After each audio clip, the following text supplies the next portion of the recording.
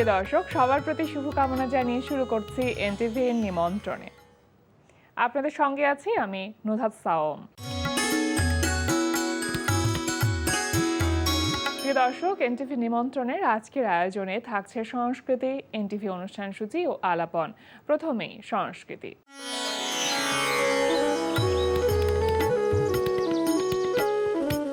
উত্তরার গ্যালারি কায়ায় অনুষ্ঠিত হচ্ছে চন্দ্র ভট্টাচার্যের একক চিত্রকলা প্রদর্শনী বিটুইন উইটনেস অ্যান্ড ইমাজিনেশন। প্রদর্শনী চলবে 21 জুলাই পর্যন্ত। লালমাটিয়ার কলাকেন্দ্রে অনুষ্ঠিত হচ্ছে বুবলি বর্ণার একক চিত্রকলা প্রদর্শনী বিচ্ছিন্ন অস্তিত্বের অবিচ্ছিন্ন সত্তা 2। প্রদর্শনী চলবে 25 জুলাই পর্যন্ত।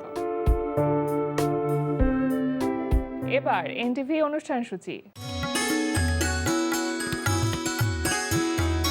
এবার জানিয়ে দিচ্ছি এনটিভির আজ রাতের বিশেষ বিশেষ অনুষ্ঠানগুলির সময়সূচি। সন্ধ্যা 6:15 থাকছে সমসাময়িক বিষয় নিয়ে অনুষ্ঠান সংলাপ প্রতিদিন।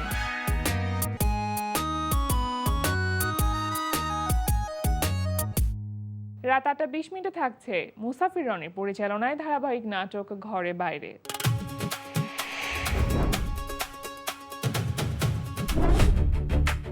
ওদের সাথে সব ধরনের যোগাযোগ বন্ধ করে দাও। What do you mean? Mister Anis admitted, আপনার আমাকে দরকার। আপনি কাউকে বিশ্বাস করতে পারেন না। আমি তো বাপের বাড়িতে আসছি, এখানে জামাইকে আনতেই হবে কেন? বিয়ে করবো কখন করলাম? তোরা প্রেম করতেছো কেন? আমি অ্যাটলিস্ট আমার সন্তানের জন্ম তারিখটা মনে রাখতে চাই। ওদেরকে ব্যাংকগ্রাফট না করা পর্যন্ত আমি ছাড়ছি না।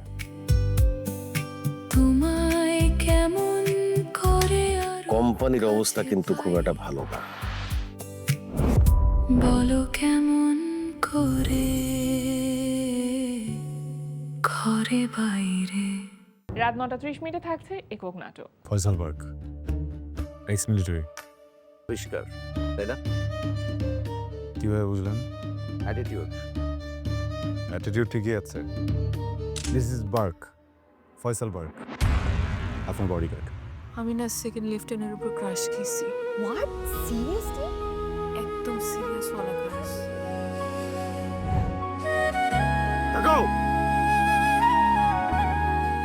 রাত 11:30 সরাসরি সম্প্রচার হবে টক শো এই সময়।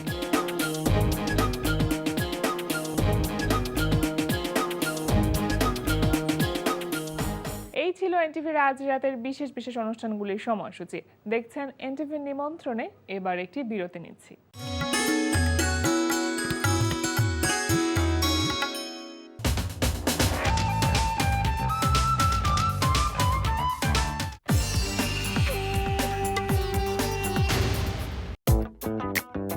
বিজ্ঞান বিষয়ক অনুষ্ঠান বিজ্ঞানে আনন্দ।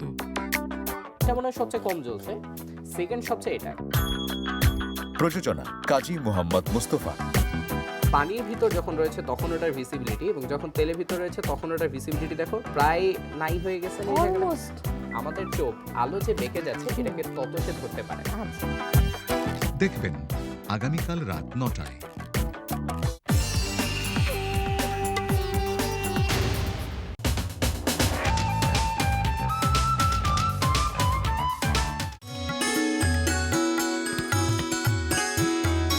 দর্শক, বিরতির পর আবারও ফিরে এলাম এনটিভির নিমন্ত্রণে। এবার আলাপন। প্রিয় দর্শক, আমাদের আলাপনের আজকের অতিথি জনপ্রিয় অভিনেতা শাহেদ আলী। শুভ সকাল। শুভ সকাল। কেমন আছেন ভাইয়া? ভালো আছি, আপনি কেমন আছেন? আমি তো খুব ভালো আছি। আপনি আসলে অন্যরকম একটা আড্ডা হয়, সুন্দর একটা সময় যায়, সেটা ভেবেই ভালো লাগছে যে আপনি আমাদের আমন্ত্রণে সাড়া দিয়ে এসেছেন। এই সময়টা কেমন যাচ্ছে এবং কি কি কাজ নিয়ে এখন এই মুহূর্তে ব্যস্ত আছেন? এই সময়টা তো আসলে কম্পারেটিভলি একটু চাপের সময়। সব কিছু এক ধরনের ট্রানজিশনের ভিতর দিয়ে যাচ্ছে। তো চেষ্টা করে যাচ্ছি এর মধ্যে দিয়ে যেভাবে কনসিস্টেন্সি রেখে কাজ করা যায় সেভাবেই চেষ্টা করছি। আচ্ছা, কি কি কাজ করা হলো এর মধ্যে? এর মধ্যে কিছু সিঙ্গেল কাজ করলাম, সিরিয়াল করছি, সিরিয়াল চলছে, একটা সিনেমা শেষ করেছি, আর একটা সিনেমার শ্যুট শুরু হবে সামনে, একটা ওয়েবেরও শ্যুট শুরু হবে সামনে। ওটিটির ব্যস্ততা আছে কি এখন? ওটিটির কাজ একটু কম, মানে বললাম যে ওই ওয়েবটার কাজটা অনেকদিন পরে করতে যাচ্ছি, যেটার কথা চলছে এখন একটু কম মিনস সব কিছু মিলিয়ে হয়তো বা এখন একটু ওটিটির জায়গায় একটু ভাটা যাচ্ছে। আপনার ক্যারিয়ারের আনুমানিক 27 বছর হয়ে গেল। এই 27 বছরে মানে অনেক ধরনের কাজ তো করা হয়েছে, মানে কি মনে হয়েছে যে এখন যে কাজের ধরনগুলো এবং যখন শুরু করেছিলেন বা আপনার ক্যারিয়ারের মধ্যবর্তী যে সময়ের কাজগুলো, কি ধরনের পার্থক্য খুঁজে পান এখনকার কাজগুলোর সাথে? আসলে ক্যারিয়ার শব্দটাতেই আমি বিলিভ করি না। প্রথম কথা, আমি মনে করি আমি আমার কাজের ক্ষেত্রে হয়তো এখন একটা প্রথম স্টেপ, সেকেন্ড স্টেপ, থার্ড স্টেপের জায়গায় রয়েছি। বলতে পারেন শুরুর সময় যেভাবে কাজটা শুরু করেছিলাম যখন, তখনকার তুলনায় এখন যেই ডিফারেন্সটা হয় যে আগে এক ধরনের আমরা গল্প দেখতাম, এক ধরনের গল্পের প্রয়োজনে চরিত্র নির্বাচন দেখতাম বা চরিত্রানুগ অভিনয়ের এক ধরনের প্রচেষ্টা দেখতাম। এখন বিষয়গুলো অনেক বেশি পপুলারিটি বেসড, একটু ভিউ বেসড হয়ে গেছে। এখন দেখে যে পপুলার কারা, মাস পিপলের মাঝে, তাদেরকে নিয়ে হয়তো এক ধরনের কাজের চর্চা বা কাজের প্রক্রিয়া বেশি চলছে। এইভাবে আগে হয়তো বা ডিরেক্টরদেরকে কর্তৃত্ব করতে দেখতাম, শুরুতে ছিল, কিন্তু এখন এটা ডিরেক্টরস মিডিয়া না এনিমোর। যত কিছুই যে যাই বলুক, এখানে যেই জন মানে যারা আর কি প্রধান চরিত্রে অভিনয় করেন, তারাই অনেক সময় ডিরেক্টরকে ডিরেক্ট করেন, অনেক সময় ডিরেক্টর নির্বাচন করেন। অনেকে প্রডিউসার বলে যে তুমি অমুক অমুক অভিনেতাকে ডেট নাও, তোমাকে কাজ দিচ্ছি। সো ডিরেক্টরকে আসলে ওই প্রধান চরিত্রের অভিনেতাদের উপর নির্ভর করে কাজ করতে হয়, মানে কয়েকজন অভিনেতাকে তাদের হাতে রাখতে হয়, হাতে রাখলে মান্থলি সার্ভাইভালটা তাদের হয় আর কি। বিষয়টা এরকম জায়গায় নেমেছে। তাহলে আপনারা যারা আসলে অভিনয়টাকে একদম বলা যায় যে মূল জায়গাতে রেখে চলেছেন সবসময়, থিয়েটার থেকে শুরু করে আজ অবধি, তারা তো নিশ্চয়ই অনেক বেশি চ্যালেঞ্জের সম্মুখীন হন কোন একটি কাজ। বিষয়টা অনেক স্ট্রাগলিং, তো অনেক স্ট্রাগলিং। এটা হয়তো বা অনেকে বলবে না অন ক্যামেরা, কিন্তু এই অভিনেতাদের জন্য যারা আর কি অভিনেতা হতে চান, অভিনয় শিল্পটার সাথে যুক্ত থাকতে চান অভিনয় দিয়েই, অন্য কিছু না, তাদের জন্য বিষয়টা একটু কঠিনই এই সময়ে করাটা। শুরুর দিকে তো কাজ করা বা কাজের সুযোগ পাওয়া সেটাও বেশ কঠিন ছিল। এখন এই সময়ে সে নতুনদের জন্য কাজ শুরু করা, সেটা কি কঠিন বলে মনে হয়? হ্যাঁ, তা তো অনেকের জন্য তো কঠিন। আমি বলবো যে অনেক যোগ্যদের জন্য অনেক কঠিন। আপনি নিজে কাজ করেন কিছু, আপনি নিজে আরো বুঝবেন উজাত, যে এখানে মানে কাজ করার জন্য মনে হয় অন্য কিছু কিছু বিষয়ের মানে জরুরি বেশি মনে হয় যোগ্যতার তুলনায়। তো যোগ্যদের, হ্যাঁ তারা কেপেবল এরকম ভাবে জানে, কিন্তু তাদের নিয়ে আসলে খুব বেশি প্রচেষ্টা আমি দেখি না। যেমন আমরা যখন কাজটা শুরু করি, আমাদের এক বন্ধু জাহাঙ্গীর আলম খুবই কাবিল অভিনেতা, সে খুবই যোগ্যতা সম্পন্ন অভিনয় শিল্পী, এরকম জেনে আসছি। তো এখনও দেখি তাকে হঠাৎ মানে সে বনলতা এক্সপ্রেসে চোরের চরিত্রটা অভিনয় করেছে। তো এখনও হঠাৎ কোনো চরিত্র যখন সে একটু অভিনয়ের সুযোগ পায়, আমাদের দেখে এখনও ভালো লাগে। মানে ওই যোগ্যতা সম্পন্ন শিল্পীকে এখনো স্ট্রাগল করতে হচ্ছে তার যোগ্যতা প্রমাণের জন্য। তো হয়তোবা আরো প্রমাণিত অনেকের অনেক যোগ্যতা হয়তোবা নেই অনেক সে অভিনয় শিল্পীর, বাট তারা প্রমাণিত এখন। সেটাই, অভিনয়ের যোগ্যতা যেখানে আসলে গুরুত্বপূর্ণ হওয়া উচিত, সেখানে আসলে অভিনয়ের যোগ্যতা পাশে থেকে যাচ্ছে কোনো না কোনো একভাবে। ভাই, কিছুদিন আগে আপনি একটি ইরানি ডিরেক্টরের সাথে কাজ করলেন, কেমন লাগলো বা কেমন অভিজ্ঞতা ছিল? ফেরেশতার কথা বলছি। হ্যাঁ, মুর্তজা আতশ জমজম ডিরেক্টর, ওনার সাথে একটা কাজ করেছিলাম। অভিজ্ঞতার কথা যদি বলেন, আমরা তো ইউজুয়ালি শুটিং সেটে অনেক চিৎকার চিল্লাচিল্লি, how cow, authority, power play, এগুলো দেখে অভ্যস্ত। একজন সবাই সবার এক ধরনের দেখাতে চেষ্টা করে অনসেট, কিন্তু ওদের সেটে আমি কোনো শব্দ পাইনি। ওখানে কোনো লাইটের লোকের কোনো আওয়াজ নেই, ক্যামেরার মানুষের কোনো আওয়াজ নেই, ডিরেক্টরের তো নেই। ডিরেক্টর তখনই কিছু শুনতে পারি যখন পাশে এসে ডিরেক্টর কিছু বলে যে এটা এইভাবে এইভাবে করো, সবচেয়ে মজার ব্যাপার হচ্ছে যে সে অতটা ইংরেজিতে দক্ষ ছিল না, যেহেতু ইরানি, আর আমি ন্যাচারালি ইরানি ভাষা তাহলে পারি না। এখানে কি দোভাষী কেউ ছিলেন? কিছু সময় ছিল, কিন্তু একটা সময়ের পরে ছিল না, অনেক সময় ছিল না। কিন্তু পরে দেখছি সে যা বলছে এবং আমি যা বলছি, আমাদের পরস্পরের কমিউনিকেশনে কোনো ঝামেলা হচ্ছে না। আমরা বুঝতে পারছি যে ও কি চাচ্ছে অথবা আমি কি করতে যাচ্ছি, বা আমার কি সাজেশন, এই ধরনের সিঙ্কটা হয়ে গেছে। এবং দেখেছি যে তখন অনেক মানে লাউডলি ইন্টারঅ্যাক্ট করার প্রয়োজন নেই, বা অনেক কিছু শব্দেই যে ইন্টারঅ্যাক্ট করতে হয় সবকিছু, এটার মানে কমিউনিকেশনটা কিন্তু শুধুমাত্র ল্যাঙ্গুয়েজ দিয়ে হয় না, বডি ল্যাঙ্গুয়েজ দিয়েও হয়। এবং ওইখানে বললাম যে পুরো আমরা শুট করেছি যত সময়, কোনো শব্দ ছাড়া কাজ করা, এত সাইলেন্সের মধ্যে কনসেন্ট্রেটলি যতটুকু যা করার সুযোগ পেয়েছি, এইরকম সুযোগটা তো আমাদের এখানে কম পাই। আমরা পাই না এমন না, অনেক ক্ষেত্রে পাই, কিন্তু এখানে বেশিরভাগ ক্ষেত্রে দেখি ধরেন মেকআপ রুমে হাউ কাউ চিৎকার চিল্লাচিল্লি, প্রধান চরিত্র অভিনেতা অভিনেত্রীদের সাথে 5 জন 6 জন 7 জন 8 জন লোকও মানে এসে মেকআপ রুম ইয়ে করে রাখছে। আবার অনেক সময় দেখা যায় লাউড স্পিকারের মধ্যে গান বাজছে এবং সেটা তার মুড অনুযায়ী বাজছে। এটা মেকআপ রুম তো অন্যান্য আর্টিস্টদেরও তো কনসেন্ট্রেশনের জায়গাও বটে, এবং সেটা থিয়েটারের গ্রিন রুমের ক্ষেত্রেও। যে আমার কাছে মনে হচ্ছে যে এই জায়গাগুলো তো যখন আমরা কাজ করতে আসি বা কাজ করি যে সময়টা, সেই সময়টা একটা প্রেয়ারের মতো সময়ের মধ্যে দিয়েই তো যায়। তো সবার তো মেন্টাল স্টেট সেম থাকবে না, তো সেইটা বুঝে আসলে ওই এনভায়রনমেন্টটা হওয়া উচিত, যেটা এই কাজটার সময় আমি পেয়েছি। অনেক ক্ষেত্রে অনেক কাজে আমরা পাই না, হয়তো বলতেও পারি না যে প্লিজ মেকআপ রুমে স্মোক করেন না আপনারা, বা মেকআপ রুমের মধ্যে খাবার দাবার খেয়েন না, আপনারা স্পেশাল খাবার খাবেন, ঠিক আছে, সেটা একটা স্পেশাল কর্নার বেছে নেন, সেটা দরকার নেই তো মেকআপ রুমের মধ্যে করার। তো আমরা এই সব কিছু এটিকেট মনে হয়েছে যে আমরা আসলে চর্চা করি না, যেটা ওদের কাজের ক্ষেত্রে আমি চর্চিত হতে দেখেছি। বাহ, ফেরেশতার রেসপন্সটা কেমন পেয়েছেন? এটা আসলে রেসপন্স পাওয়ার মতো সিনেমা না। যদি লোকাল মার্কেটে বলেন এটা খুব পপুলার সিনেমা হবে এমন কোনো কারণ ছিল না, গল্পটা যেভাবে বলা হয়েছে। ইন্টারন্যাশনালি কিছু কিছু ফেস্টিভ্যালে গেছে, সেখানে শুনেছি অনেকে পছন্দ করেছেন, অনেকে নোটিস করেছেন অনেক কিছু। কেউ কেউ ফেস্টিভ্যালে দেখেও আমাকে ফোন দিয়েছেন, আমার অনেক বন্ধুবান্ধব যারা বাইরে থাকেন, পরিচিত যারা থাকেন, বা মেসেঞ্জারে মেসেজ করেছে যাদেরকে এমন চিনি না এমন লোক।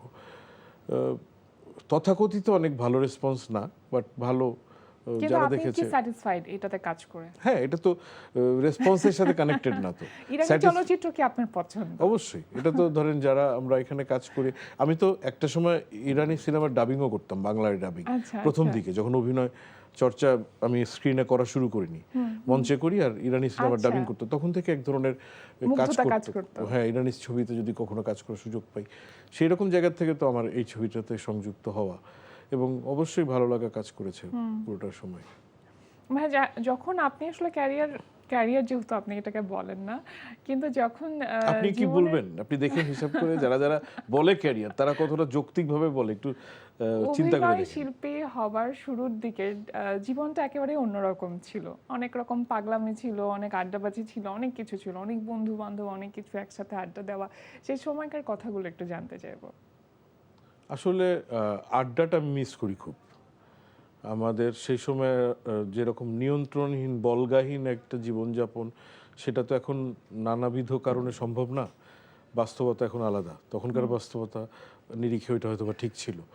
বাট আমি এখনও আড্ডা দিতে পছন্দ করি, সুযোগ পেলেই আমি আমার দেখি যে আড্ডা মারতে পারলে নিজের এক ধরনের ভিতরে কিছু পজিটিভ এনার্জি আসে, ভিতরে মনে হয় যে কিছু হরমোনালও কিছু চেঞ্জ হয়ে যায়, কিছু নতুন ধরনের আসে। অনেক পুরনো বন্ধুকে দেখলে যে ফিলিংটা আসে ভিতরে, এটা আমার অনেক ধরেন ভালো খাবার বা অনেক সাকসেসেও আসে না, অনেক কিছু দিয়ে দিলেও হয় না, ডোপামিন রিলিজ হয়, এক্স্যাক্টলি। হ্যাঁ, তো এখনো সুযোগ পেলে কাজের মধ্যে আমি আড্ডা দেওয়ার চেষ্টা করি। ওইভাবে আগের মতো ওই আড্ডার সময় বের করে আড্ডা দেওয়ার সুযোগটা এখন কম হয়, কিন্তু মিস করি। পুরনো বন্ধুরা কি এখনো বন্ধু হিসেবে আছে পাশে? অনেকেই আছেন, অনেকের সাথে যোগাযোগ নেই বিভিন্ন কারণে, অনেকে মারা গেছেন, অনেকে বিদেশে থাকেন। বাট যারা পুরনো বন্ধু, আমার মানে বন্ধু সার্কেল খুব কম এবং বেশিরভাগই পুরনো বন্ধুই। যারা আমার বন্ধু। তারকা খ্যাতির পজিটিভ সাইড যেমন আছে, নেগেটিভ সাইডও থাকে। তো খ্যাতির যে বিড়ম্বনা সেটা কখনো ফেস করতে হয়েছে কিনা, বা হ্যাঁ, যদি অনেক সেটা সময় হয়ে তো। থাকে সেটা কেমন?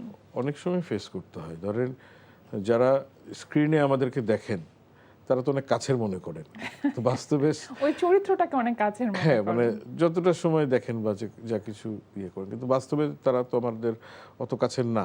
কিন্তু যখন তাদের সাথে কখনো কখনো দেখা হয়ে যায়, তারা তো ওই কাছের দাবি থেকেই তো এসে পড়েন। কেউ কেউ কাঁধের উপরে এসে সেলফি তুলতে চেষ্টা করেন।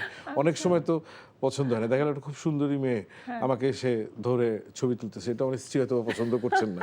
তো এই ধরনের, বা আমার ছেলে বা মেয়ের সাথে রয়েছি, এমন একজন লোক এমনভাবে এসে একটা কিছু করলো যেটা তার কাছে বিব্রতকর।